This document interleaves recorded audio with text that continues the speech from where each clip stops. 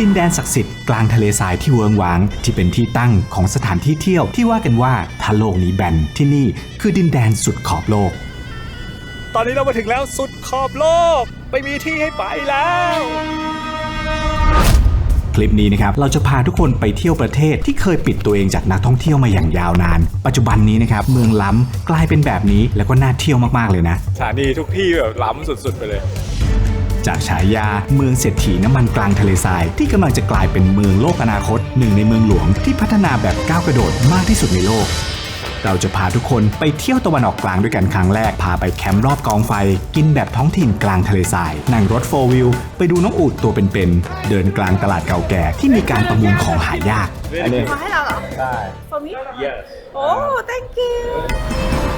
และไปสำรวจที่นี่ทั้งเมืองเก่าสวยๆที่เป็นต้นกำเนิดของประเทศและเมืองใหม่ที่ทันสมัยสุดๆกับ3วันในริยาดซาอุดิอาระเบียที่ดูจบแล้วเนี่ยสามารถเที่ยวตามได้เลยครับสวัสดีคนดู Ice Bank Diary ครับคลิปนี้นะครับเป็นคลิปที่พวกเราตื่นเต้นมากๆเลยนะเราพาทุกคนนะครับมาเที่ยวที่ประเทศแถบตะวันออกกลางนะครับเป็นครั้งแรกไปพร้อมๆกับพวกเรานะ EP นี้นะครับจะพาทุกคนมาเปิดประสบการณ์นะครับที่เที่ยวที่เรียกว่าเป็นมหานครนะครับสุดล้ำที่ตั้งอยู่กลางทะเลทรายเลย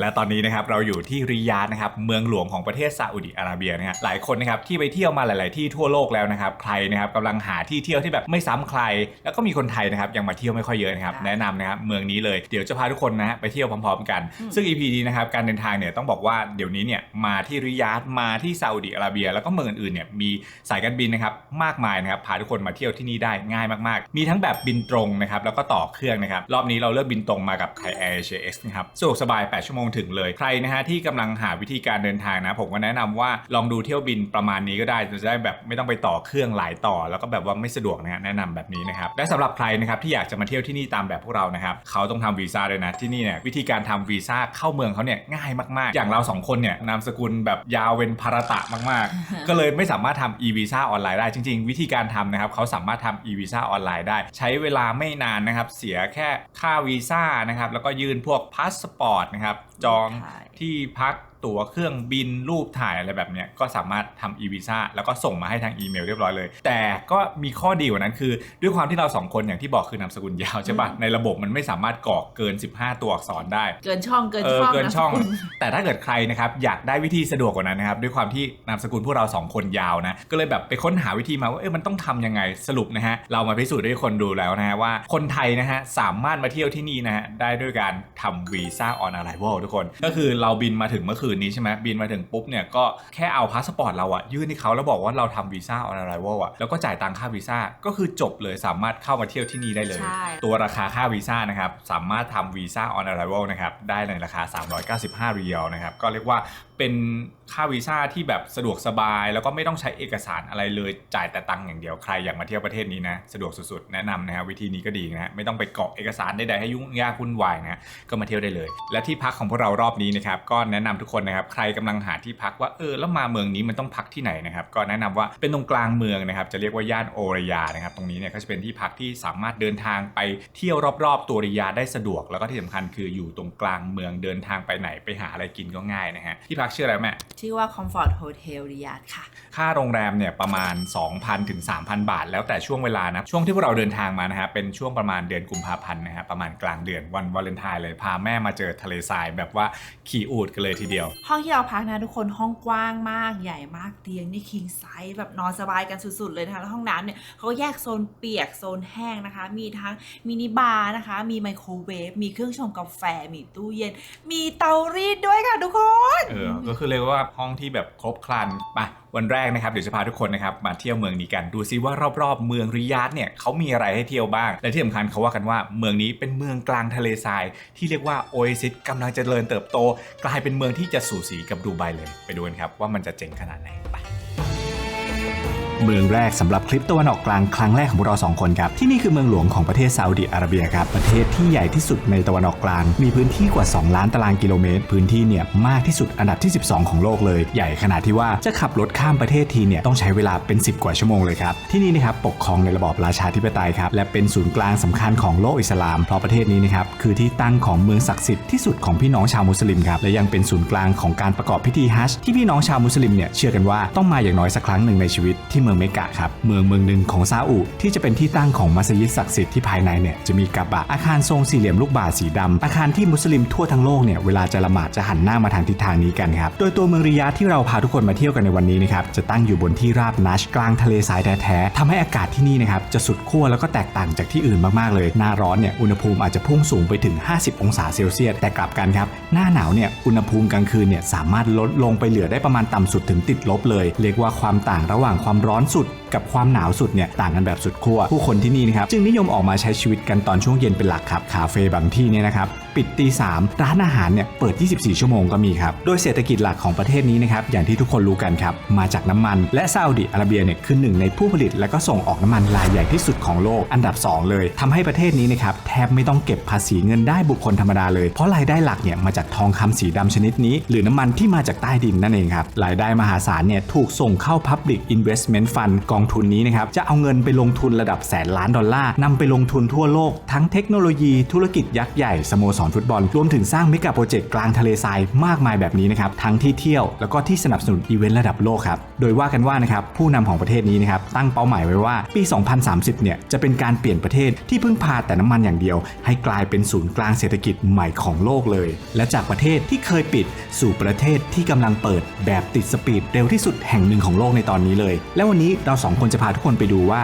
ความเปลี่ยนแปลงทั้งหมดที่เล่ามาเนี่ยมันเกิดขึ้นจริงแล้วแค่ไหนตามเรา2คนไปกันครับ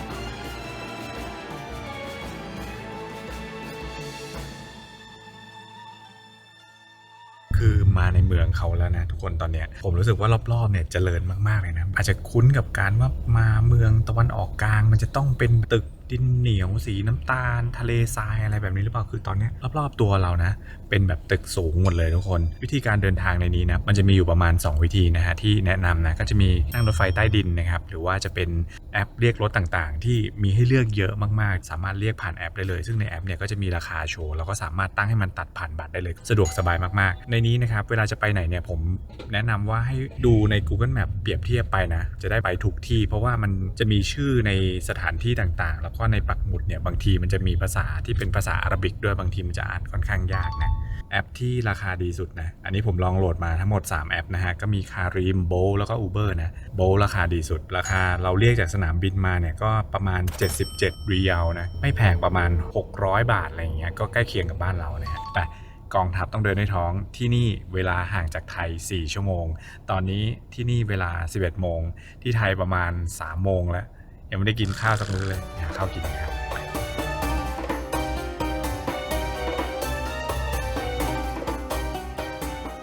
ตะวันออกกลางทั้งทีนะฮะเราพาทุกคนมาดูว่ามาที่นี่เขาต้องกินเมนูอะไรกันแล้วร้านที่เราพามาร้านแรกนะถือว่าเป็นร้านดังมากๆนะคะชื่อว่ามาม่าโนรานะฮะตรงนี้ก็จะมีหลายสาขาเลยนะสาขาที่เราพามาเนี่ยแปลกมากในร้านมีแต่ผู้ชายทุกคนผู้หญิงเขาไม่ออกมากินข้าวกันเหรอใครรู้ก็คอมเมนต์บอกเราทีนะว่าทำไมแบบในร้านถึงมีผู้ชายเยอะมากเลยเมนูที่สั่งนะเขาไฮเทคมากเลยนะมีให้กดผ่านหน้าจอแบบนี้เลยทุกคนสั่งไปประมาณ4เมนูนะมาลองกันก็ทั้งหมด62รียัลนะฮะเดี๋ยวขึ้นราคาแต่ละเมนูให้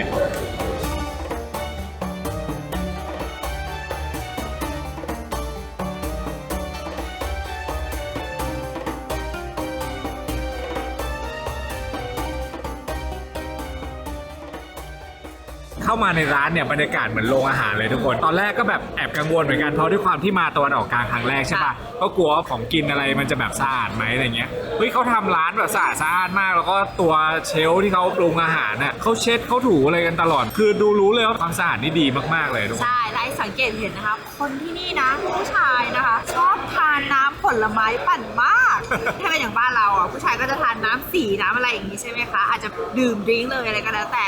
ที่เนี่ยผู้ชายทุกคนเดินถือน้ำผลไม้ปั่นน่ารักมากน้ำแตงโม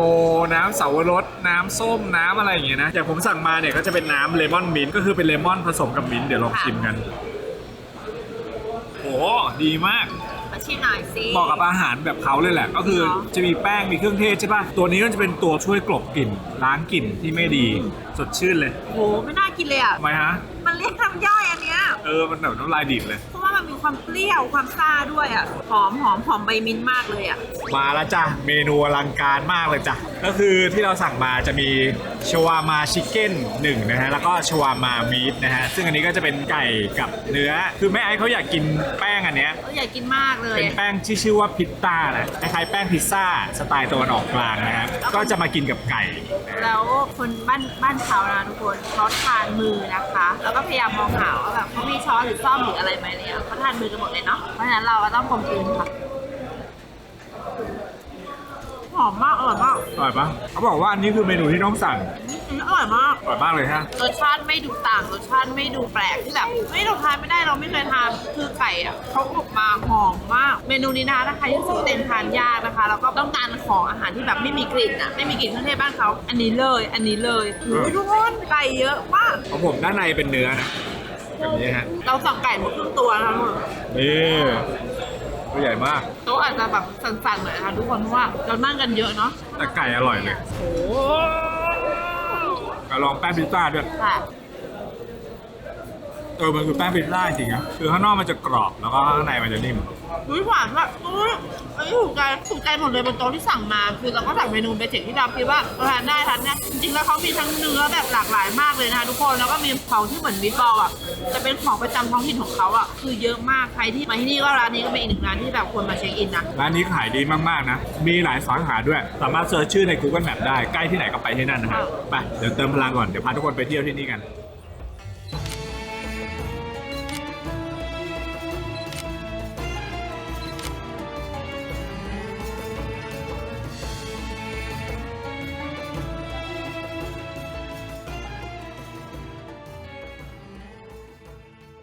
เราพาทุกคนนะครับนั่งรถมาทางโซนล่างของเมืองนะครับจะพาทุกคนมาสำรวจเมืองนี้ว่าตัวเมืองเนี่ยที่มีบริษัทที่ยาวนานขนาดนี้เนี่ยรอบๆเมืองเนี่ยเขามีอะไรให้เรามาดูบ้างแล้วก็มาถ่ายรูปบ้างนะที่แรกที่พวกเราพามานะครับจะเรียกว่า Saudi National Museum นะครับตรงนี้ก็จะเป็นจุดที่นอกจากเราจะมาดูประวัติศาสตร์ของเมืองนี้แล้วนะครับรอบๆบริเวณนี้สีอาคารตึกบ้านเรือนต่างๆเนี่ยคือถ่ายรูปได้หมดเลยแล้วก็ที่สำคัญมีจุดแลนด์มาร์คหลายๆจุดนะรวมกันอยู่ตรงนี้หมดเลยเดี๋ยวเข้าไปดูกันว่าข้างในมีอะไรบ้างไป พ่อแบงค์คะพ่อแบงค์นี่เขารู้เรื่องประวัติของเรื่องนี้บ้างไหม ไม่มีเลย จริงเหรอโอเคงั้นเดี๋ยวเราไปดูนะ เข้าไปดูกันเข้ามาข้างในแล้วค่าเข้าที่นี่นะครับก็ไม่เสียค่าใช้จ่ายเลยนะสามารถมาเดินเล่นดูแบบว่าแกลเลอรี่เป็นประวัติศาสตร์ เป็นโบราณวัตถุที่หาดูยากเขาก็จะมารวบรวมกันไว้ที่นี่หมดเลยและที่สำคัญคือข้างในแอร์เย็นด้วยอากาศดีฝากกระเป๋าตรงนี้ได้แล้วก็ไปเดินเล่นกันไป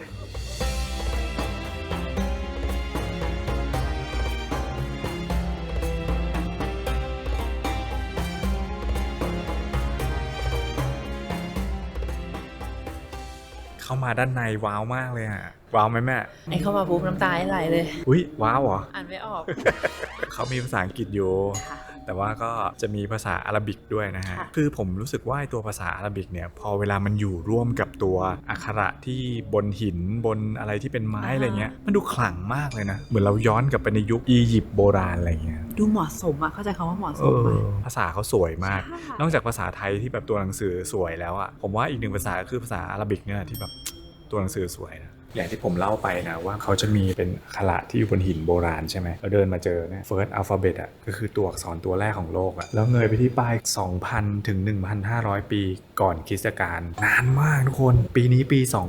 2026 ใช่ไหมเท่ากับว่าผ่านมาแล้ว 4,000 ปีตัวอักษรเนี่ยทุกคนเป็นมนุษย์เขียนครั้งแรกจะสื่อสารก็สมมติรูปบ้านก็จะเป็นวาดให้เป็นคล้ายๆรูปบ้านอะไรอย่างเงี้ยแล้วฝั่งนี้ก็คือเป็นตัวอักษรที่เขียนด้วยลายมือครั้งแรกแล้วเราได้ดูอะไรแบบนี้แบบใกล้โคตรๆเลยทุกคนเขาไม่ได้มีกระจกกั้นไม่ได้มีอะไรทำให้เราต้องยืนห่างๆเหมือนพิพิธภัณฑ์ทั่วไปเลยนะโชว์เยอะมากเลยอ่ะเขาแบบเก็บรวบรวมมาได้เยอะมากจริงๆมันก็ไม่ได้อยู่ที่ตัวซาอุอย่างเดียวนะก็จะมีจากดินแดนใกล้ๆด้วยอย่างพวกซีเรียที่แบบอยู่ในแถบนี้นะอยากเล่นเกมเลย เกมอะไรคะ Assassin's Creed Origin นี่จะแปะให้ตรงนี้ ย้อนกลับไปในอียิปต์เลย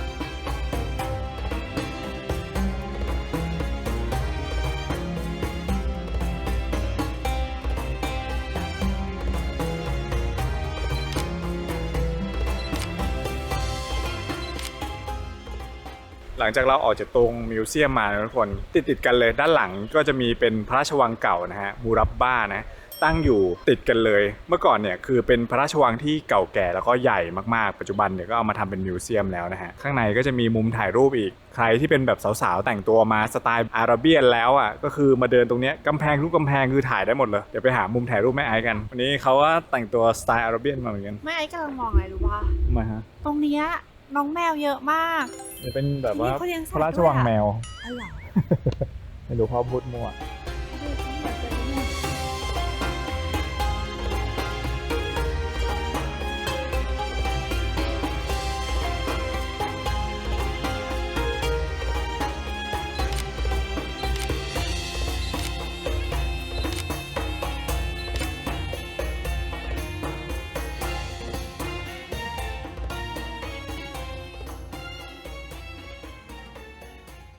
มาต่อกันที่อีกหนึ่งจุดเช็คอินนะฮะตรงนี้ก็เรียกว่าเป็นจุดที่อยู่ใกล้ๆนะฮะสามารถนั่งรถมาประมาณ10กว่านาทีนะเราจะมาถึงจุดที่เรียกว่าเป็นตลาดพื้นเมืองเก่าแก่นะครับที่อยู่ประจำเมืองเนี้ยมานานมากๆแล้วนะครับซุปอัลเซลนะฮะตรงนี้เป็นตลาดที่จะมีขายทั้งเสื้อผ้าท้องถิ่นของเขาพรมนะครับน้ำหอมหรือว่าจะเป็นเครื่องประทินผิวต่างๆที่เป็นแบบทำจากทองเหลืองทำจากเงินอะไรอย่างเงี้ยนะ ใช่ไอ้แบบดูมานะคะเขาจะขายพวกเครื่องเงินเครื่องแบบวัสดุของเขาอ่ะ ใช่พวกกาพวกอะไรอย่างเงี้ยนะฮะเขาก็จะมาประมูลกันที่นี่ด้วยนะฮะใครที่ไม่ได้จะมาช้อปปิ้งก็สามารถมาเดินเล่นที่ตลาดนี้ได้เช่นกันเพราะว่าเราจะได้เห็นนะครับวิถีชุมชนของคนที่นี่ด้วยว่าคนที่นี่เขาอยู่ยังไงใช้ของแบบไหนกันและที่สำคัญนะฮะได้เห็นคนท้องถิ่นจริงๆที่ไม่ได้มีแต่นักท่องเที่ยวด้วย แต่ว่านักท่องเที่ยวแทบไม่มีเลยพ่อแบงค์ น้อยมากคือเป็นเมืองที่แบบว่าเราได้อยู่กับชีวิตชุมชนจริงๆวิถีชีวิตของที่นี่จริงๆนะไปเดี๋ยวเข้าไปเดินเล่นในตลาดนี้กันตรงนี้นอกจากจะมาช้อปปิ้งได้ก็มาถ่ายรูปได้ด้วยนะสีสันตลาดสวยดีไปเดี๋ยวไปเดินเล่นในตลาดนี้กันครับ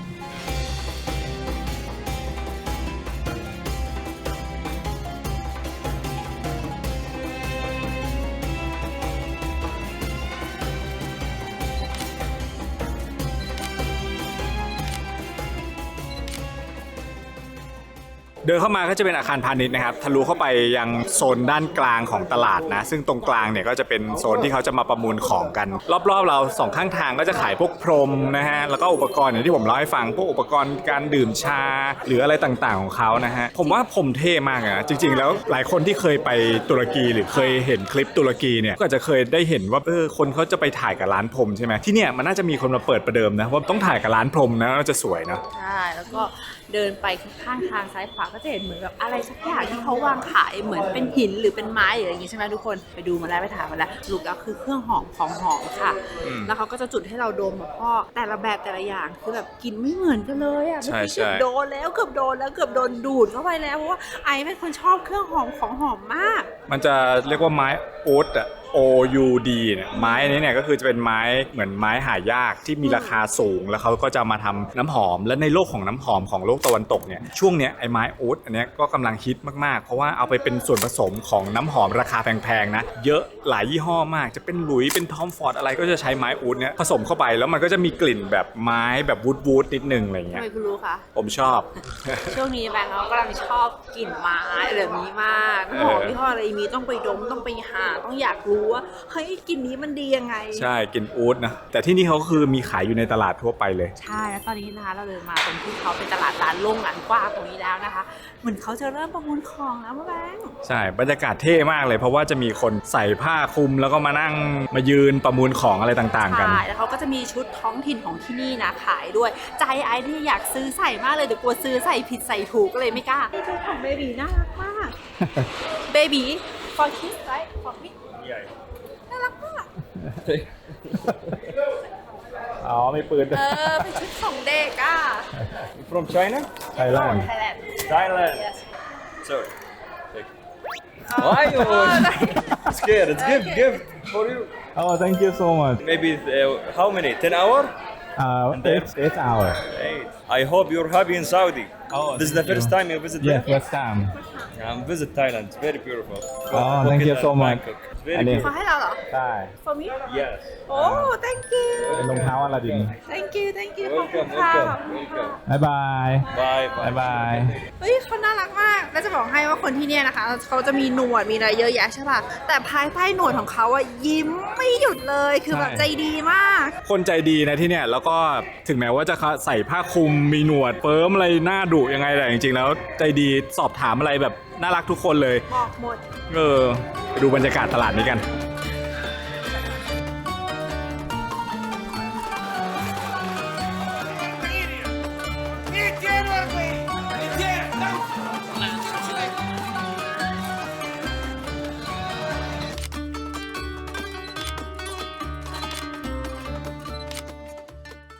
เรามาเดินในตลาดนี้นะคะเขาก็จะมีของเก่า ไม่ว่าจะเป็นของแต่งบ้านหนังสือนะคะ เครื่องชามอะไรอย่างเงี้ย มีขายเยอะแยะมากมายเลย คือเป็นของจิปาถะนะ เหมือนฟีลแบบที่บ้านฉันมีอะไรแล้วฉันไม่ใช้แล้วฉันไม่อินแล้วเนี่ย ก็ออกมาวางขายนะคะ มีแม้กระทั่งเต็นท์นะทุกคน ก็ถือว่าเป็นแบบวิถีชีวิตที่แบบเรามาเราก็แบบศึกษาอะไรอย่างงี้เนาะ ก็ทำตัวกลมกลืนให้เป็นคนแบบที่นี่อะไรอย่างเงี้ยเยอะแยะไปหมดเลยอ่ะแล้วระหว่างทางเดินที่เดินไปเนี่ยนะก็จะได้กลิ่นไอ้ตรงไม้ที่เราพูดคุยกันไปเมื่อกี้เนาะตลอดทางเลยอะค่ะ คนที่นี่เขาน่ารักมากเลยนะ แล้วด้วยความที่ตัวซาอุดิอาระเบียเนี่ยเขาจะเป็นประเทศที่อยู่ตรงกลางของ Middle East นะฮะ คนก็จะมาจากหลากหลายเมืองนะ เท่าที่ผมลองคุยดูเนี่ยในตลาดเนี่ยก็จะมีคนมาจากทั้งอิรัก มาจากจอร์แดน ซีเรียอะไรอย่างเงี้ยนะก็มาจากหลากหลาย แต่ว่าทุกคนก็จะนับถือศาสนาอิสลามคล้ายๆกัน ทุกคนก็จะมาอยู่ร่วมกันตรงนี้ได้นะ และที่สำคัญที่ผมเล่าให้ฟังไปว่าไม้อูดใช่ไหมคือไม้ที่มีกลิ่นหอมราคาแพงใช่ปะภาษาไทยจะเรียกว่าไม้กฤษณาซึ่งไม้อันนี้เนี่ยเวลาในวงการน้ำหอมเนี่ยเขาจะเอาไปผสมกับตัวน้ำหอมให้มันมีกลิ่นหอมวูดมากขึ้นกลิ่นหอมวูดหมายถึงว่ากลิ่นหอมไม้อะให้มันแบบมีติดปลายจมูกเรา แต่ที่เนี่ยเราจะเห็นไอ้เป็น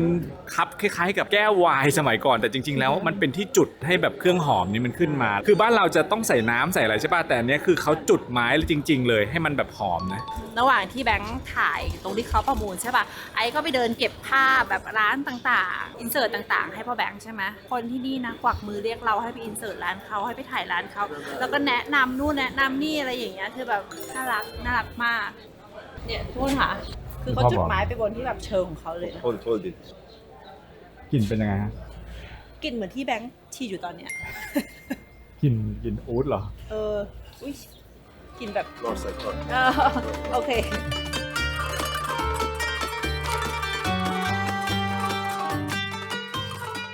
ด้านหลังของตลาดนะครับมีป้อมปราการเก่าแก่ที่ใครมาเดินเล่นที่ตลาดนี้ผมก็แนะนำว่าให้แวะมาถ่ายรูปกันนะชื่อว่าอัล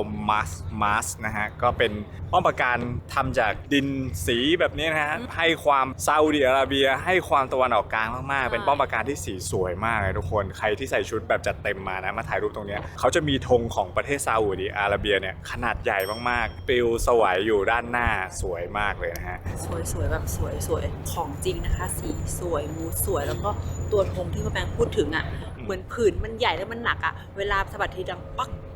กอ่ะดีมาก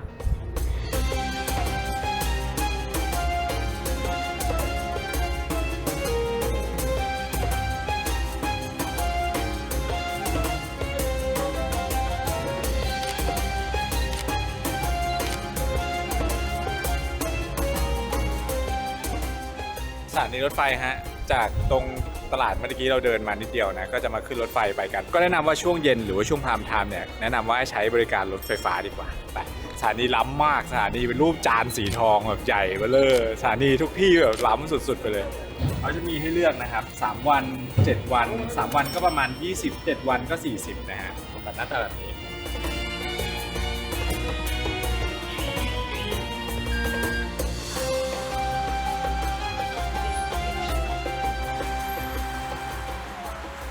ออกมาจากสถานีรถไฟแล้วค่ะบีเดอร์จะเล่าให้ทุกคนฟังสถานีรถไฟนะคะ รถไฟเขาเนี่ยไม่นั่งรวมชายหญิงนะคะ นั่งแบบชายตู้หนึ่งหญิงตู้หนึ่ง first class ตู้หนึ่งแล้วก็ family ตู้หนึ่งนะคะ ไม่ต้องกังวลเลยว่าเฮ้ยเราจะรู้ไหมว่าแบบตู้ไหนผู้หญิงผู้ชายหรือว่าตู้ไหน family เขามีป้ายบอกแล้วก็มีเจ้าหน้าที่นะคะ ทุกคนจัดไลน์ให้เราเข้าแถวแบบ อย่างดีเลยค่ะ ตอนนี้อยู่ตรงไหนนะคะพ่อแบงค์ เราพาทุกคนนั่งรถมายังย่านกลางเมืองของเขานะฮะ เป็นที่ตั้งของตึกที่สูงที่สุดในเมืองนี้แล้วนะฮะ แล้วก็เป็นตึกที่ดังสุดด้วยนะ ตึกชื่อว่า Kingdom Center ตรงนี้ก็จะเป็นที่ตั้งของสำนักงานต่างๆ ห้างนะครับ ที่ช้อปปิ้ง มีซาร่า มีอะไรอย่างนี้ด้วยนะ ด้านบนเนี่ยเราจะสามารถขึ้นไปชมวิวได้ เขาบอกว่าตัวตึกนี้นะครับ เป็นตึกที่เรียกว่าล้ำมากๆของเมืองนี้เลยนะฮะ แล้วก็เป็นตึกที่ล้ำที่สุดในซาอุดิอาระเบียด้วย เพราะว่าตัวตึกเนี่ยใช้นวัตกรรมในการสร้างยากมากเลยเห็นว่ามันจะเป็นเหมือนที่เปิดขวดอะแต่จริงๆแล้วความตั้งใจของเขาคือตั้งใจจะสร้างให้เป็นเหมือนหน้าผู้หญิงที่ใส่แบบผ้าคลุมหน้านึกออก แล้วแบบที่เราเห็นตามท้องถนนผู้หญิงก็จะใส่ประมาณนี้ปิดหน้าโอเคเดี๋ยวขึ้นไปด้านบนกัน เดินออกมาจากลิฟต์โอ้ยทุกคนมันสวยมากแล้วหลังจากนี้ไอจะใช้กล้องวิดีโอใหญ่ถ่ายไม่ได้แล้วนะคะจะเป็นภาพจากโทรศัพท์มือถือล้วนๆแต่แบบพอออกมาปุ๊บคือแบบเฮ้ยตะลึงมากค่ะทุกคนไปดูภาพที่สวยกัน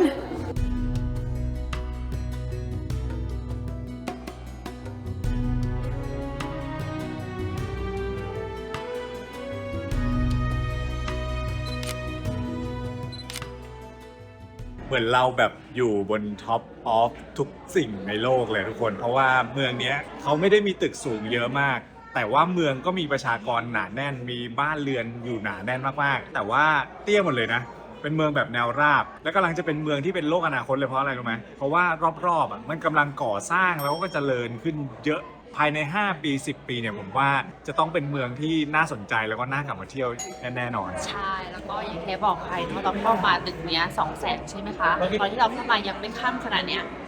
เมืองเขาทั้งเมืองเป็นสีโทน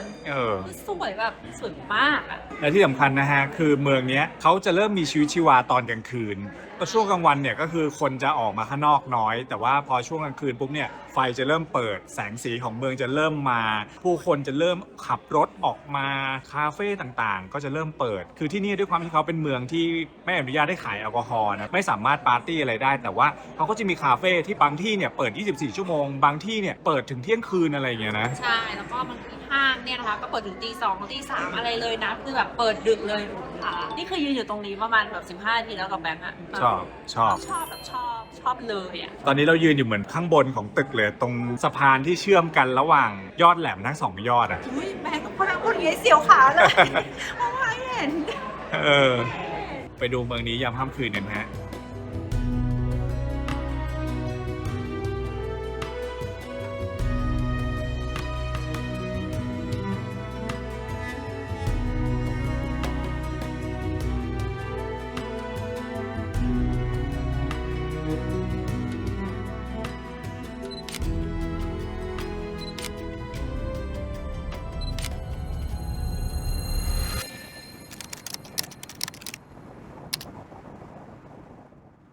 เช้าวันใหม่นะฮะเราพาทุกคนมากินข้าวเช้ากันใกล้ๆโรงแรมเรามีร้านที่เป็น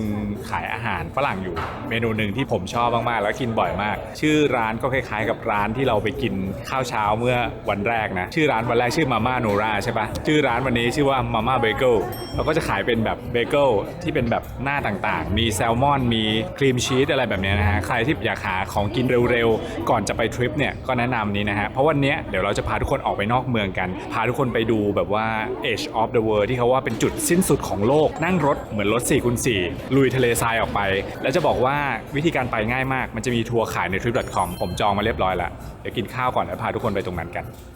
ได้มาแล้วครับสั่งเป็นแซลมอนเบเกิลน่ากินมากขนมปังเบเกิลมีให้เลือกหลายแบบเลยแล้วก็เราสามารถเลือกได้ด้วยว่าจะเอาแบบครอบอย่างนี้หรือว่าจะเอาชิ้นเดียวอยากกินแล้วอ่ะเพราะว่ารู้ป่ะได้กลิ่นหอมแล้วมันแบบมันอยากมากเลยอ่ะกินดี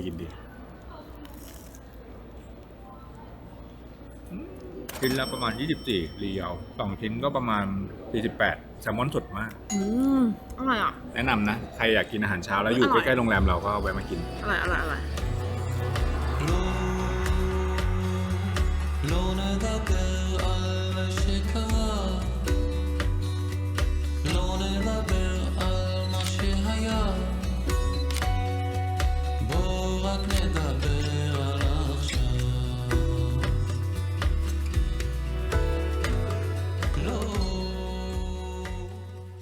เรานั่งรถไฟครับมาลงตรงสถานี King Salmon Oasis นะครับตรงนี้ก็จะเป็นจุดนัดพบของทัวร์ของเรานะราคาทัวร์เนี่ยจะรวมทั้งพาไปที่ Edge of the World แล้วก็มีพาไปดูทะเลทรายนั่งรถ 4x4 เข้าไปแล้วก็พาไปดูฟาร์มอูฐแล้วก็ตอนกลางคืนพาไปกินข้าว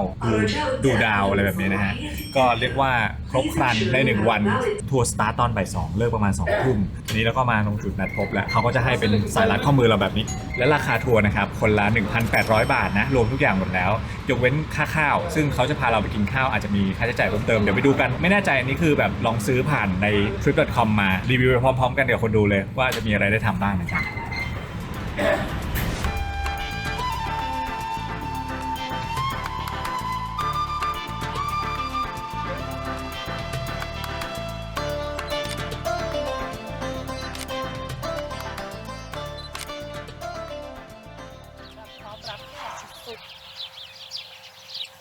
อย่างที่ผมเล่าให้ฟังนะเขาจะพาเราหยุดเป็นจุดๆใช่ปะที่แรกเขาพาเรามาที่ฟาร์มของอูฐนะปกติเราจะดูคลิปหลายๆคนมาเขาจะพาเราไปขี่อูฐใช่ปะไป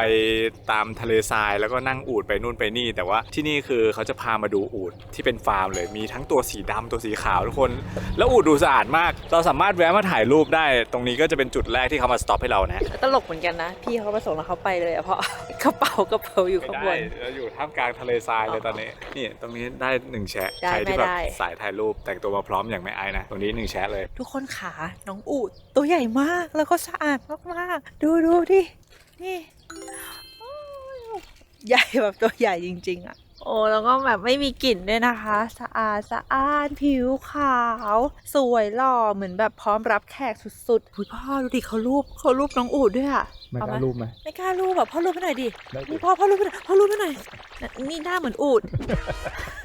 พ่อไปรูปอย่าเล่นถ่ายรูปให้หน่อยได้ไหมถ่ายรูปยังเนี่ยได้สิได้เร็วน้องกำลังมาถ่ายรูป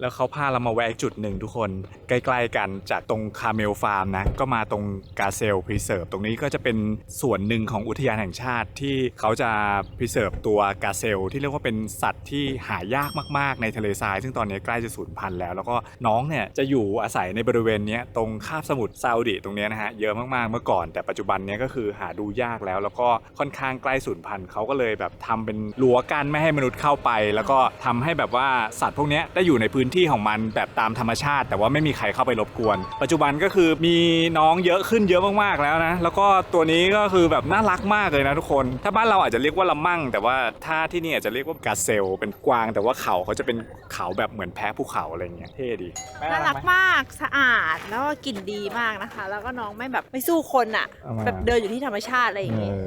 แบบน่ารักมากเลยไปที่ต่อไปกันค่ะ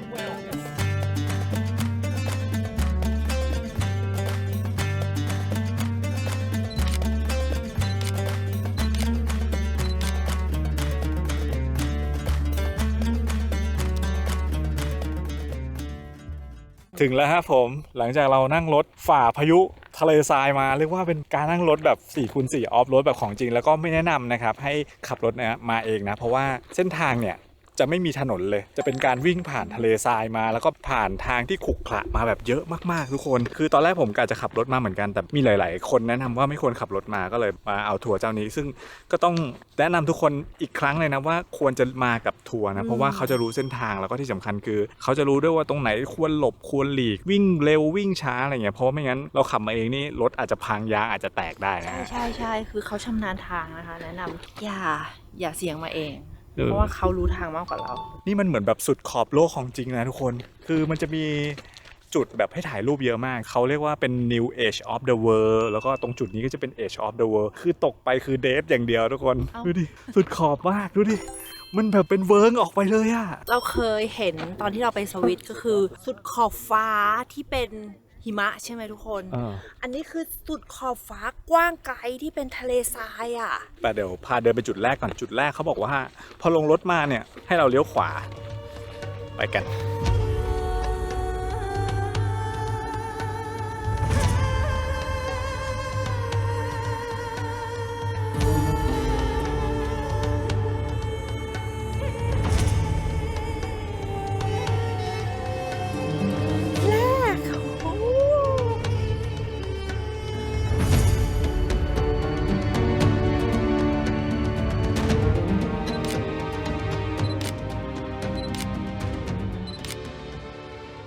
เหมือนแบบไม่ใช่ดาวโลกอะทุกคนมันแบบดูรอบๆดิแม่อย่าถอยหลังนะพ่อเสียวแทนข้างหลังคือเป็นหน้าผาไปเลย Edge of the World ของจริงเพราะว่า Edge ก็แปลว่าขอบมุมอะไรเงี้ยนะให้ขึ้นมาประมาณ5นาทีเจอขึ้นมานะ ระมัดระวังในการถ่ายรูปด้วยนะคะ คนถ่ายก็ช่วยดูนางแบบด้วยนางแบบก็ช่วยดูคนถ่ายด้วยเพราะว่าถอยหน้าถอยหลังกันไปมาเดี๋ยวเราจะไม่ได้มองกัน คนดูค่ะถ้าใครจะมาที่นี่นะคะไอแนะนำนะคะส่วนตัวไอนะคะไอชอบหินฝั่งนี้มากนี่ฝั่งนี้ฝั่งที่ไอเดินมาแล้วไอถ่ายอยู่ตรงนี้ประมาณ1 ชั่วโมงแล้วอ่ะคือไม่ไปไหนเลยไม่ว่าจะเป็นตรงข้างหน้าพื้นโล่งใช่ไหมคะแล้วอีกสเต็ปหนึ่งที่ไอไปนั่งไขว่ห้างเมื่อกี้นะคะแล้วก็เดินขึ้นไปอีกเนี่ยไอว่าโซนฝั่งเนี้ยเลิศแล้วนะคะแล้วก็อีกฝั่งนึงจะเป็นแบบหินตัดตรงนี้ถ้าคุณมาคุณจะสังเกตเลยว่าแบบตรงนี้นะมันจะมีหินหน้าตัดที่เป็นเหมือนฐานยาวๆอย่างเงี้ยตรงนี้คนเยอะอีกฝั่งนึงที่ไอนั่งถ่ายอันนั้นนะคนแบบไม่ได้เยอะมากแต่ถ้าเกิดถ่ายย้อนไปจากตรงกลางที่เป็นลานโล่งแล้วไปตรงเนี้ยสวยยังไงก็สวยดีจังเลยอ่ะชอบแล้วแบบเรามาทัวร์ที่นี่ใช่ไหมคะเขาให้เราเทคไทม์เต็มที่คุณจะอยู่นานแค่ไหนก็ได้แต่ว่าเราก็ต้องคุยกับเพื่อนร่วมทีมของเราด้วยนะว่าเราจะอยู่ประมาณไหนอะไรอย่างเงี้ยเอนจอยมากดีมาก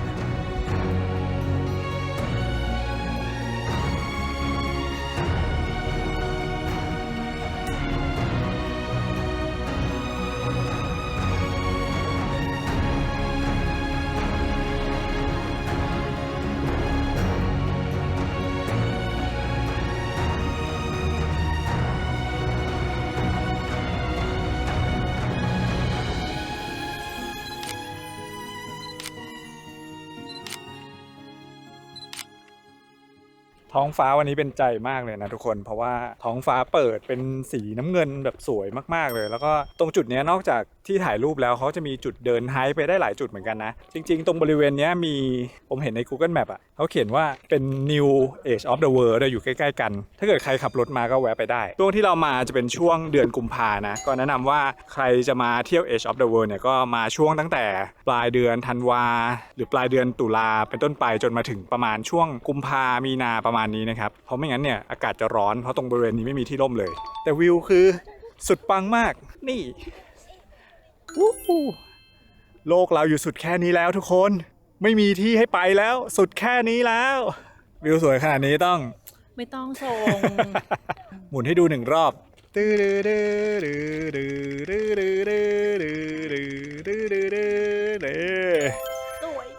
Edge of the World ตอนนี้เรามาถึงแล้วสุดขอบโลกไม่มีที่ให้ไปแล้วพ่อร้องเมื่อกี้เด็กมองเลยเด็กรู้ว่าอะไรฮะไดโนเสาร์หนูมาไดโนเสาร์หนูอยู่ตรงไหนไดโนเสาร์เหรอรู้ว่าลุงผู้ชายคนนี้ติงตองเนิร์ด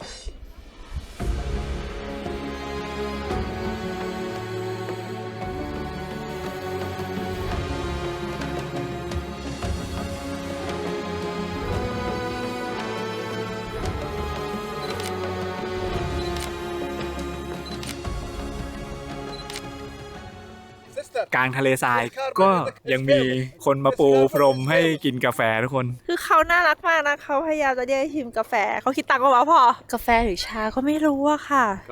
Thank you ขมอะกาแฟไงกาแฟเหรอมันเหมือนไม่ใช่กาแฟมันเหมือนชาโอ้แบบร้อนจีเลยอะดีมากเลยอะคุณพ่อลองชิมอ๋อมันเป็นชาแบบหอมมากอ่ะเอาจริงหอมแบบหอมเลยอ่ะเชียร์สครับทุกคนที่นี่น่ารักมากจะบอกให้ว่าแบบคนที่นี่น่ารักสุดๆเดี๋ยวเราจะพาทุกคนนะครับไปดินเนอร์กันแล้วก็มีแบบให้ดูดาวได้ด้วยซึ่งคิดว่าวันนี้น่าจะได้เห็นดาวทุกคนดูท้องฟ้าข้างหลังผมดิข้างหลัง ลังของแบงค์คือไล่เฉดสีมาก คือแบบท้องฟ้าไม่มีเมฆเลยแม้แต่ก้อนเดียวอะแล้วก็ด้านหลังพระอาทิตย์พอเริ่มตกลงไปใช่ปะคือเขาให้เราอยู่ตรงเนี้ยตั้งแต่ช่วงประมาณบ่ายๆที่เรามาถึงเนี่ยถึงช่วงซันเซ็ตเลยแล้วพอซันเซ็ตเมื่อไหร่ปุ๊บเขาก็จะพาเราไปกินข้าวตอนกลางคืนนะดูดิรอบๆแบบท้องฟ้ากลายเป็นแบบสีวานิลาสกายแบบ360องศาเลยครับสวยมากพระอาทิตย์ตกตรงนี้คือตกตรงขอบโลกอะถ้าเกิดเป็นความเชื่อคนสมัยก่อนก็คือโลกแบนน่ะนึกออกปะแล้วตกลงไปมันเป็นฟิลนั้นจริงๆเข้าใจเลยว่าทำไมคนสมัยก่อนเชื่อว่าโลกแบนตรงนี้มันสุดขอบจริงๆแล้วพระอาทิตย์มันกำลังค่อยๆตกลงไปแล้วก็หายวับไปเลยแล้วดูดิบรรยากาศข้างหลังเรา ข้างหลังแบงค์สวยมาก กลายเป็นดาวอังคารทุกคน และอากาศดีมากเลยพ่อแบงค์ ไปพาทุกคนนั่งรถจากตรงนี้กันไปอีก20 นาทีไปดินเนอร์ท่ามกลางแสงดาวกัน เดินไปไหนฮะ เดินไปถ่ายรูป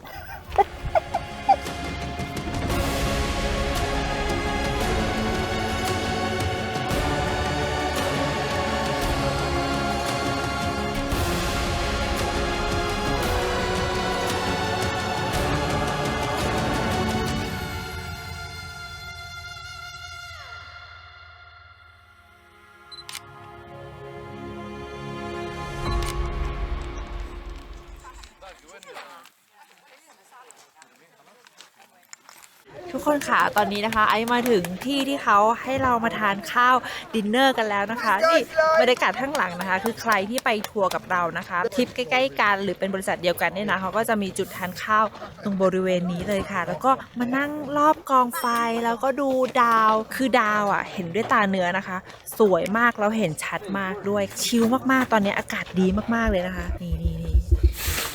เป็นแบบประสบการณ์ที่ดีมากๆเลยนะในราคาแค่นี้นะเราได้มานั่งกินข้าวท่ามกลางทะเลทรายแล้วก็ผู้คนที่เราไม่รู้จักนะแล้วก็ได้มาคุยกับเขามีคนจากหลากหลายชาติมากมีทั้งเอเชียมีรัสเซียมีเยอรมันนั่งคุยกันล้อมรอบกองไฟแล้วก็บรรยากาศท่ามกลางดวงดาวที่คืนนี้เรียกว่าเห็นกันแบบชัดเจนมากๆเลยนะทุกคนบรรยากาศดีมากๆเนี่ยจะเป็นแคมป์แบบนี้นะทุกคนคนก็จะมานั่งรอบกองไฟกันน่ารักพรุ่งนี้เป็นรอมฎอนของเขานะคะทุกคนเขาก็จะไม่ได้ทานข้าวตอนพระอาทิตย์ขึ้นพระอาทิตย์ตกดินถึงค่อยทานข้าวเลยเยอะเลยทีนี้ ข้าวให้เพียบเลย كم واحد معك؟ thank you قل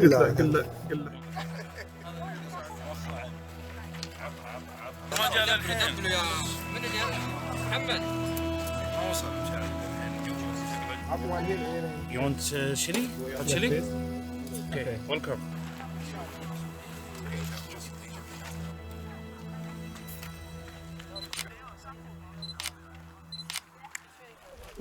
กินข้าวกันครับ มื้อค่ำสุดโรแมนติกท่ามกลางกองไฟข้างหน้าแล้วข้าวเขาเยอะมากด้วย กินข้าวดูดาวกันทุกคนชิมอะไรก่อนดีเพราะว่าเยอะมากหลากหลายมากเมื่อกี้ไอเห็นเหมือนมีบางอย่างเหมือนมักโรนีเราก็ต้องขอลองทานอันนี้หน่อยนี่เห็นไหมเนาะในกล้องทุกคนคะเนี่ยเหมือนมักโรนีเราชิมหน่อย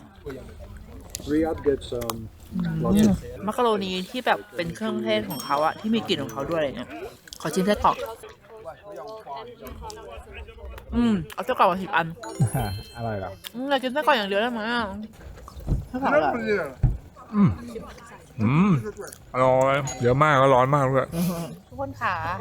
ของคาวต่อปุ๊บล้างปากด้วยทีเลยค่ะ thank you แต่ร้อนมากเอาเรือเราพ่อมาจับสิ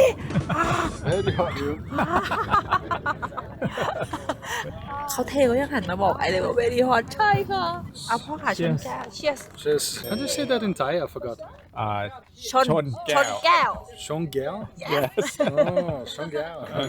ตอนที่เราไปอยู่ตรงEdge of the World ช่วงเย็นนะคะที่เราได้ชิมชาเป็นชาที่อร่อยมากและขมมากคือแบบมันไม่ได้ขมแบบรสชาติขมมันเป็นจะปลายเขียวแล้วพอขึ้นรถมาใช่ไหมคะคนที่เขามาทัวร์กับเราเขาบอกว่าเขาไม่เคยกินชาที่ไหนอร่อยเท่าที่นี่มาก่อนคือเขาแบบเขาว้าวมากแล้วเขาก็พูดทั้งทางเลยอ่ะคือเขาแบบ Amazing เขาตื่นตามากมาที่นี่อร่อยเราขอชิมก่อนไม่กล้าแป๊บนึง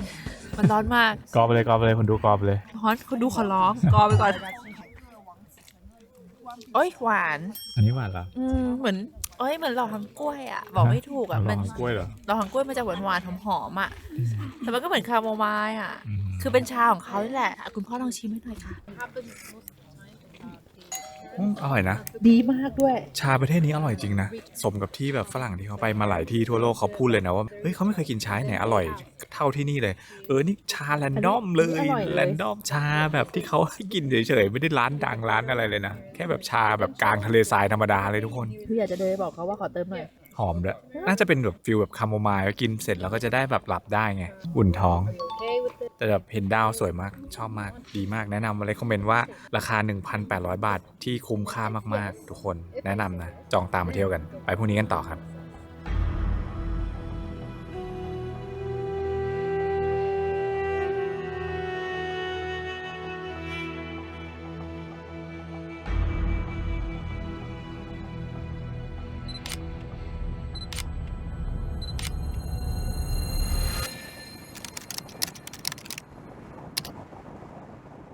สวัสดีเช้าวันใหม่ครับที่ริยาดเรียกว่าช่วงนี้ก็ไม่ได้มาตอนเช้านะเพราะว่า เป็นช่วงที่เราเดินทางมาเนี่ยจะเป็นช่วงรอมฎอนพอดีซึ่งช่วงนี้เนี่ยก็จะเป็นช่วงที่คนเนี่ยเขาจะออกมาใช้ชีวิตด้านนอกเนี่ยช่วงเย็นถึงค่ำเลยเพราะว่าเราจะไม่สามารถทานอะไรหรือกินอะไรในช่วงนี้ได้ใครที่เดินทางมาช่วงเดือนรอมฎอนนี่ก็ต้องระวังนะครับเพราะว่าร้านอาหารหลายๆร้านเนี่ยก็จะไม่เปิดด้วยก็แนะนำว่า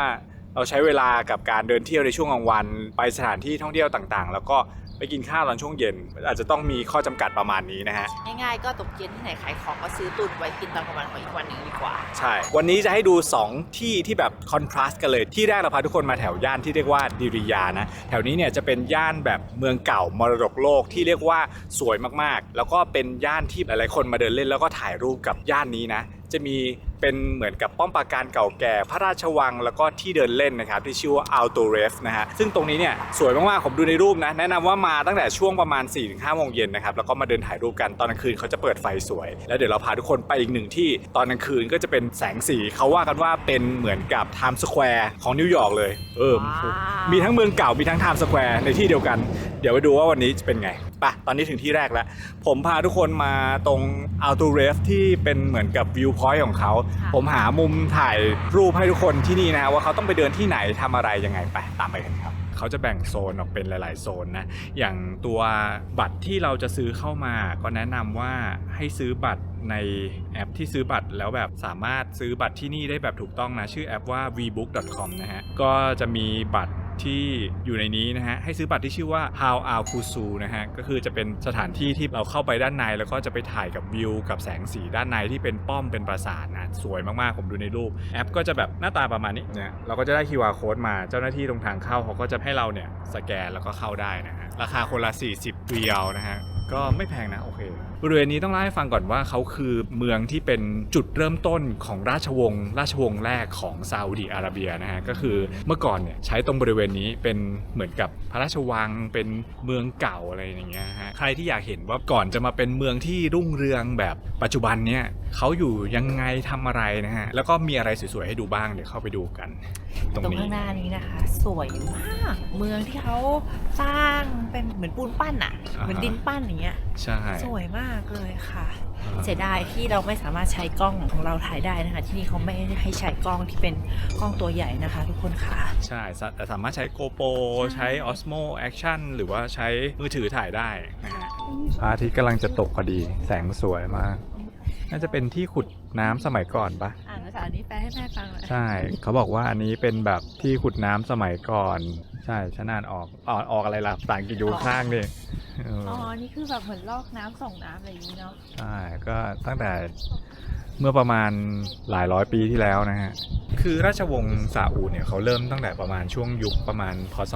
1800 นะฮะก็จะมาอยู่ตรงนี้กันแล้วก็เรียกว่าใช้ตรงนี้เป็นเหมือนป้อมปราการสถานที่มันดูขลังมากๆด้วยสีของปูนแล้วก็สีของอิฐทุกก้อนอ่ะมันดูแบบคลาสสิกมาก ใช่แล้วระหว่างทางเดินเนี่ยเขาก็จะเชื่อมด้วยเหล็กอันเนี้ย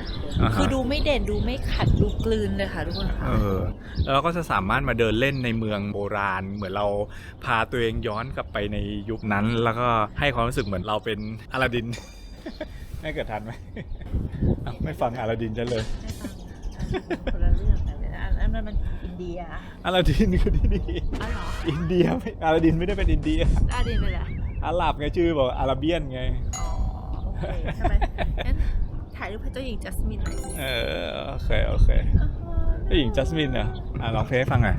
ไม่เอาแล้ว เดี๋ยวโดนจับอีกโดนลิขสิทธิ์อีกนี่ล็อกไปหมดแล้วเนี่ยเจ้าหน้าที่เยอะมาก แต่เจ้าหน้าที่นะคะทุกคนค่ะเขาถามว่าเราเป็นคนชาติไหนพอบอกว่าไทยแลนด์ปุ๊บโอ้โหแบบ คุยไม่หยุดเลยนะ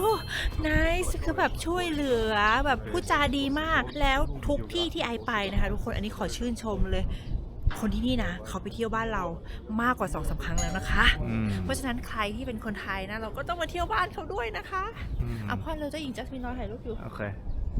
1 2 3ขอออกจากหัวเม่งมา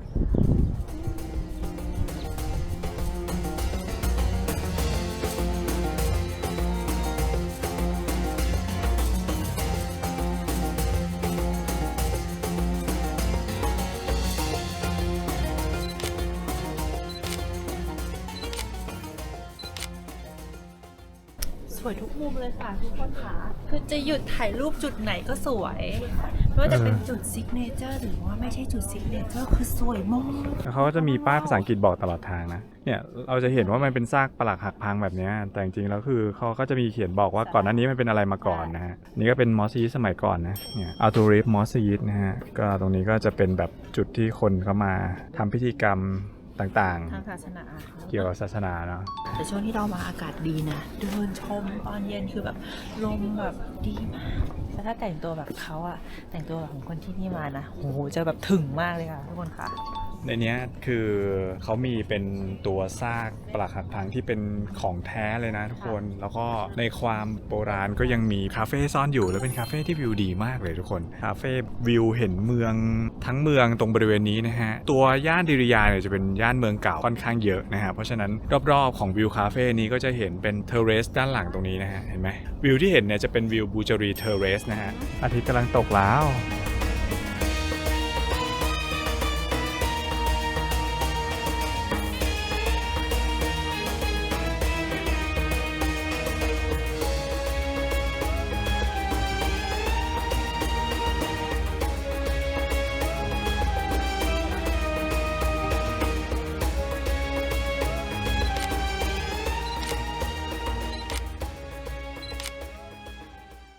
ด้านในคือผมเดินเข้ามาแล้วรู้สึกว่าแบบมันก็เป็นป้อมดินเหนียวเป็นป้อมแบบปูนอะไรอย่างเงี้ยก็อาจจะธรรมดาใช่ป่ะพอมาเดินดูจริงๆแล้วมันสวยกว่าที่คิดไว้เยอะมากเลยนะทุกคนแล้วก็บรรยากาศคือแบบดูขลังมากๆเขาปรับปรุงให้มันแบบแตกต่างไปจากเดิมเยอะมากนะแล้วแบบที่เนี่ยคือเป็น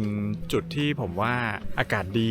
วิวดีเพราะว่ามันจะออกมานอกเมืองนิดนึงนะรอบๆก็คือแบบสวยมากเลยทุกค สวน ยมากๆทุกคนค่ะคือไอ้ถ่ายรูปตรงเนี้ยซึ่งมันก็จะเป็นแบบผนังคล้ายๆกันใช่ไหมแต่กดถ่ายไม่หยุดเลยอ่ะคือสวยมาก ในเมืองเนี้ยให้ความรู้สึกเหมือน lost in something สักอย่างในเมืองอะไรสักอย่างก็ไม่รู้เหมือนเราเดินหลงอยู่ในเมืองอะไรสักอย่าง เหมือนเราตอนนี้เราเดินอยู่ในเขาวงกตหาที่ออกไม่ได้ แบบเป็นป้อมปราการที่แบบใหญ่มากเลย ชอบสวยแบบสวยเลยมากเลย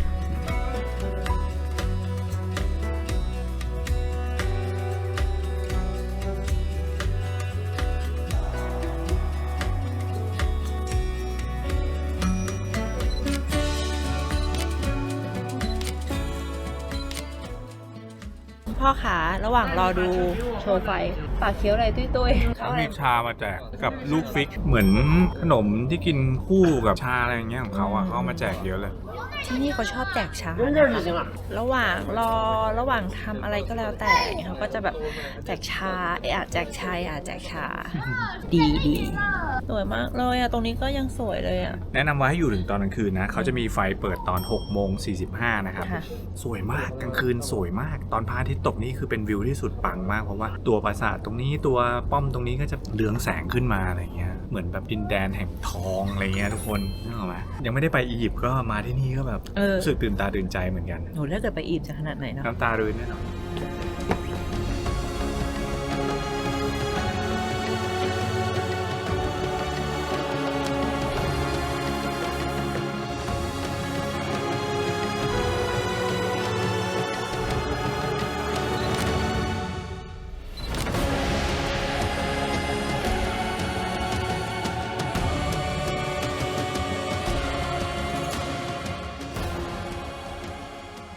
มาครับหลังจากเรานะฮะไปเดินเล่นในเมืองเขามาตอนช่วงเปิดไฟแสงสีสวยงามแล้วนะฮะในเมืองนะครับข้างๆกันเนี่ยที่ผมเล่าให้ฟังว่าจะมีเป็นอาบูจารีเทอร์เรสนะฮะตรงนี้ก็จะเป็นเหมือนแบบคอมมูนิตี้มอลล์ที่เราสามารถมาเดินกินข้าวได้แล้วก็มีร้านอาหารหลากหลายชาติมากๆนะฮะรวมถึงมีร้านอาหารไทยที่ได้มิชลินบีฟกูมองด้วยตั้งอยู่ในนี้นะในช่วงรอมฎอนเนี่ยเขาจะเสิร์ฟเป็นแบบเซตเมนูมีให้กินกะเพราแบบเป็นคอร์สนะน่ากินมากทุกคนแล้วในครัวอะไรก็แบบทำกันอย่างแบบกระทะเหล็กอ่ะหิวมากชื่อร้านนะครับชื่อร้านว่าลองชิมนะชื่อเป็นภาษาไทยเลยเดี๋ยวเราดูกันว่าอร่อยไหมกินอาหารไทยที่ซาอุดิอาระเบียทุกคนเนี่ยในเมนูก็จะเป็นแบบรอมฎอนไทยเมนูนะเป็นคอร์สแบบนี้นะฮะมีสตาร์เตอร์มีซุปเป็นต้มยำกุ้งมีเป็นปาปายาสลัดนะส้มตำเป็นคอร์สมีให้เลือกแบบนี้นะฮะของหวานเป็นไอติมกะทิมีเครื่องดื่มให้เลือกประมาณนี้นะครับเซตนี้จะ189ซาอุดิริยัลนะฮะมันจะเป็นแบบนี้ทุกคนกินกาแฟกันยามค่ำคืนนะ เขากินกันถึงตี 3นะคะ ใช่พ่อเราชอบแบบกลิ่นเมื่อวานเลยที่แบบอร่อยอ่ะเยอะมากเลยนะเนี่ยเป็นเซตเนี้ยหัวเปี๊ยะถุงทองแล้วก็กุ้งทอดชุบแป้งทอดแล้วก็ต้มยำมาแล้วกลิ่นตีมากแล้วที่สำคัญทุกคนคะน้ำจิ้มไก่ของใช้ก่อนไปดูขอชิมหน่อย ยังไงฮะอร่อยปะ Welcome to Thailand เหรออร่อยเหรอ ขอชิมต้มยำนะอันนี้คือเป็นแบบซุปมีความเผ็ดแต่ว่าไม่เปรี้ยวเปรี้ยวน้อยเพราะว่าพี่ต่างชาติทำให้เรา แต่รสชาติไทยไหม รสชาติไทยแค่เปรี้ยวน้อยกลิ่นแบบกลิ่นนมกลิ่นอะไรขึ้นเลยแล้วก็กลิ่นเครื่องมาเลยโน่นมาเมื่อกี้ว่าจะชิมแค่ช้อนเดียวอันนี้ตักเพิ่ม เขาเรียกว่าเซตรอมฎอนนะแบบเนี้ยทุกคนก็คือกินเยอะๆไปเลย เพราะว่าตอนพรุ่งนี้ตอนกลางวันกินไม่ได้อะไรอย่างเงี้ยนะ ก็ราคาสมน้ำสมเนื้อนะอันนี้เยอะมากนะตอนแรกไอคิดว่าแบบเป็นคอร์ดเนอะมันจะได้คนละจุ่มคนละจิบในนี้ใช่ไหมคะนี่อันนี้คนละ2ไปเลยจ้านี่ถ้ามีปลาร้านี่จะให้รางวัล10 เต็ม 10ไปเลย หน้าตาส้มตำไม่น่าเชื่อนะว่าเราจะอยู่ที่ซาอุดูดิเส้นแบบน่ากินมากอร่อยคล้ายๆตำไทยแต่นี่มีเปรี้ยวแล้วก็มีเค็มโอ้แต่แบบอร่อยแล้วเส้นกรอบเป็นเส้นแช่ตู้เย็นมากมาแล้วค่ะกะเพราเนื้อโอ้หอมมาก ไข่ดาวถูกต้องมาก ใช่ แต่ขอให้พริกมาเพิ่มไหมนะเนี่ย ใช่เมื่อกี้แอมบอกเขาว่าขอเผ็ดๆอะไรอย่างเงี้ยใช่ไหมแล้วเขาบอกว่าเดี๋ยวเราให้พริกป่นขึ้นมาต่างหากแล้วเป็นพริกป่น ใครเขากินพริกป่นกับกะเพรา ไม่เป็นไรพ่อไอ้ขอน้ำปลาเขาไปแล้วเดี๋ยวน้ำปลาใส่ลงไป กะเพราใช่กะเพราเปล่าก ะเพราเหมือนแบบกะเพราบ้านเราเลยอะ กะเพรากระทะเหล็กกะเพราแห้งๆปะ กะเพราเนื้อ เหรอ อร่อยเลย แล้วไข่ดาวคือแบบใช่มากเนี่ยตักไข่ดาวออกนี่เลยให้ดูหูควันฉุยเลยอ่ะเห็นปะควันปะจะบอกว่าร้านนี้ใครคิดถึงอาหารไทยแบบมากินได้นะกินข้าวก่อนเดี๋ยวพาทุกคนไปเที่ยวต่อคราวนี้จะเปลี่ยนโหมดจากเมืองเก่าแบบนี้ ให้เป็นเมืองแบบสุดล้ำไปครับ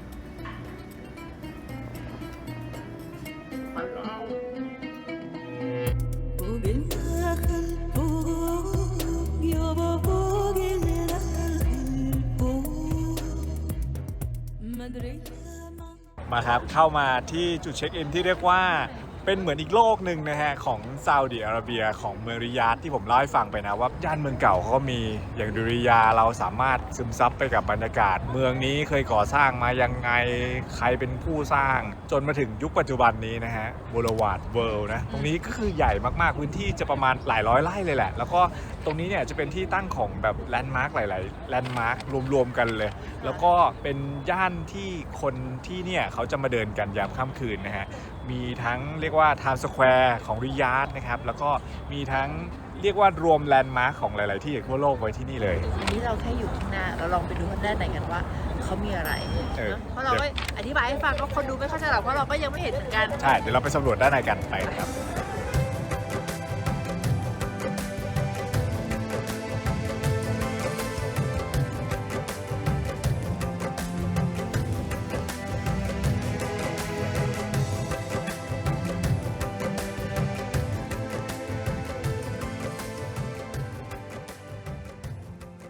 เข้ามาด้านในเขาจะคล้ายๆเมืองจำลองของที่นี่นะฮะก็สมชื่อเขาแหละเขาตั้งชื่อที่นี่ว่าเป็นบูโรวาดเวิลด์นะก็คือเป็นศูนย์รวมของถนนจากทั่วโลกนะฮะ มีทั้งฝรั่งเศส อินโดนีเซีย ตุรกีเกาหลี แล้วก็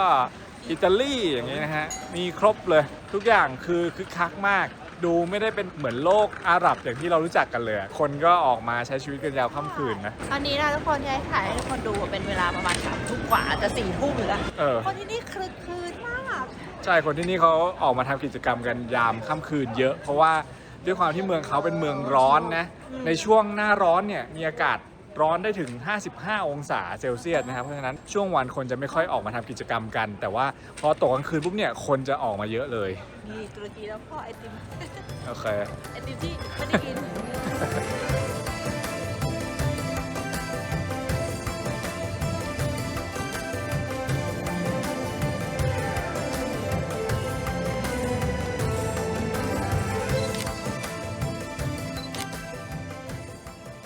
มาครับเรามาสรุปคลิปนี้กันนะฮะสำหรับการมาเที่ยวตะวันออกกลางครั้งแรกของพวกเราไอกับแบงค์นะฮะถือว่าเป็นประเทศแรกแล้วก็ถือว่าเป็นประเทศที่พวกเรา2คนเนี่ยค่อนข้างประทับใจนะเพราะว่าตอนแรกเนี่ยมาแบบคิดว่ามันจะมีอะไรให้เที่ยวไหมแต่พอมาจริงๆเรารู้สึกว่า3 วันที่เรามาเที่ยวกันเนี่ยอัดแน่นไปด้วยที่เที่ยวทั้งประวัติศาสตร์ทั้งเมืองแล้วก็ของกินนะฮะอร่อยๆหลายร้านเลยนะทุกคน ใช่นะคะของกินที่นี่นะคะคิดเหมือนกันตอนแรกว่าจะกินไม่ได้จะยากไหมกลิ่นจะแรงไหมนู่นนี่นั่นแต่พอมาถึงปุ๊บกินได้กินง่ายและอาหารเขาเนี่ยนะไม่ได้ลึกเหมือนที่เราคิดไว้ในหัวอย่างเงี้ย ใช่ใช่แล้วที่สำคัญนะฮะจริงๆแล้วนะฮะเมืองนี้เนี่ยเมืองริยาดเนี่ยถือว่าเป็นเมืองหลวงของประเทศซาอุดิอาระเบียนะแต่จริงๆแล้วนะครับที่เที่ยวของซาอุดิอาระเบียเนี่ยจริงๆมีอีกหลายโซนมากๆนะใครที่แบบเคยมาแสวงบุญนับถือศาสนาอิสลามอะไรเงี้ยอาจจะรู้จักเมืองแบบเมกกะอะไรอย่างเงี้ยใช่ไหมหรือแบบใครที่เคยดูในโซเชียลมาเขาจะมีที่เที่ยวที่ไฮโซหรูหราที่อยู่ที่เมืองอื่นก็ยังมีที่เที่ยวเยอะมากๆใครที่จะมาเที่ยวตามรอยพวกเราผมก็แนะนำว่าอาจจะมาแค่เมืองละรอบหรือว่ามาหลายๆวันแล้วก็เก็บให้ครบทุกเมืองก็ได้สามารถเลือกได้เพราะว่าเวลาเราทำวีซ่าผ่านทางช่องทางที่เราเล่าให้ฟังไปนะว่าจะเป็น e-visa หรือว่าจะเป็นวีซ่า on arrival เนี่ยเราจะได้วีซ่ามาทั้งหมด1 ปีเลยสามารถกลับมาเที่ยวเมื่อไหร่ก็ได้ใครแบบผ่านมาแถวโซนนี้พอดีมาต่อเครื่องที่กาตาร์ที่ดูไบก็สามารถแวะมาเที่ยวที่นี่ได้ต่อด้วยนะฮะใช่แล้วก็เที่ยวที่นี่นะคะสำหรับไอ้กับแบงค์นะ3 วันที่ผ่านมาเนี่ยนะปลอดภัยผู้คนน่ารักผู้คนจิตใจดีไม่มีอะไรให้เรารู้สึกว่าแบบฉันต้องระวังตัว ใช่ใช่ ไม่มีอะไรน่ากลัวเลยค่ะทุกคนขา ภายใต้แบบผ้าคลุมหนวด อันเขาอันเฟิร์มของเขาอะเอาจริงๆนะจิตใจดีแล้วก็ใจเย็นแล้วก็ที่สำคัญคือสื่อสารภาษาอังกฤษได้เกือบทุกคนเท่าที่เราเจอเลยนะเพราะว่าแบบไม่มีใครที่แบบพูดไม่ได้เลยก็จะพยายามสื่อสารเป็นภาษาอังกฤษซึ่งผมว่าถือว่าเป็นหนึ่งในเมืองที่กำลังจะเป็นการเปิดที่ท่องเที่ยวใหม่ๆของโลกใบนี้ที่ทำได้ดีมากๆเลยเพราะว่าเขาว่ากันว่าในปี 2030 เนี่ยที่นี่นะครับจะกลายเป็นเมืองที่เจริญมากๆเพราะว่าตอนนี้เขามีโปรเจกต์ที่ทำให้ที่เนี่ยกลายเป็นเมืองแห่งโลกอนาคตเลยทุกคน ใช่เดี๋ยวจะต้องกลับมาเช็คอินความอนาคตของเขาอีกแน่นอนใช่แล้วก็อันนี้มีเรื่องที่ผมจดเอาไว้แล้วก็อยากมาบอกให้ทุกคนฟังนะฮะอย่างหลายสถานที่ทุกคนน่าจะเห็นแล้วแหละว่าเวลาเราไปเนี่ยบางที่มันจะกลายเป็นว่าปกติเราถ่ายด้วยกล้องก็จะเปลี่ยนมาเป็นถ่ายด้วยมือถือหรือว่าถ่ายด้วย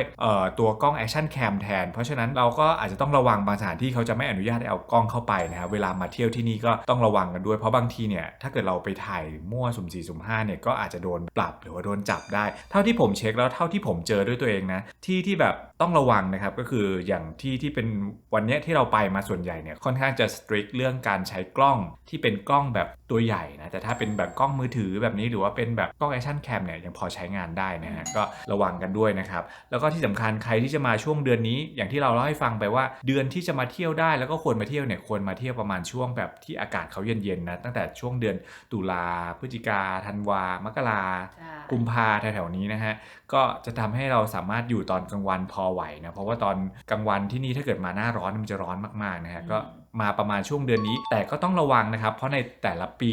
เนี่ยช่วงประมาณเดือนกุมภามีนาช่วงแถวๆเนี่ยจะเป็นช่วงเดือนรอมฎอนแล้วก็แต่ละปีเนี่ยวันจะไม่ตรงกันด้วยเพราะฉะนั้นแบบอาจจะต้องดูมาล่วงหน้าว่าเราจะเดินทางมาที่นี่ช่วงไหนดูว่าชนกับวันรอมฎอนแบบพวกเราไหมเพราะพวกเราเนี่ยโชคดีตรงที่ว่าดันมาชนแค่วันสุดท้ายก่อนกลับนะฮะใครถ้าเกิดมาแล้วดันมาชนแบบทั้งทริปเลยก็อาจจะเที่ยวไม่สนุกได้เพราะว่าร้านอาหารหลายๆร้านก็จะไม่เปิดให้เราสามารถเข้าไปนั่งกินในร้านได้มันก็จะไม่ค่อยสะดวกนะฮะ ก็แนะนำว่าให้ระวังช่วงรอมฎอนนะครับแล้วก็ผู้หญิงนะครับแนะนำว่าถ้าจะให้เป็นพลเมืองที่ดีเป็นชาวไทยที่มาเที่ยวแล้วชาวโลกเขาจะได้แฮปปี้กับเราก็คือตามมารยาทแต่งตัวเรียบร้อยนะฮะอย่างไอ้เนี่ยก็จะสังเกตว่าจะเห็นแบบว่า แขนยาวทุกวัน ทุกวันเลย ยาว ใช่แบบ ยาว อะไรก็ได้ที่แบบเราไม่โชว์เนื้อหนังมาก เพราะว่าคนที่นี่เขาก็จะยังมีบางส่วนนะที่ค่อนข้างเคร่งมากๆแล้วก็ไม่เปิดใบหน้าเขาเลยที่แบบว่าใส่ผ้ายีฮับใส่ผ้าคลุมทุกคนแบบยังมีความเคร่งในเรื่องของศาสนาเยอะมากๆก็แนะนำว่า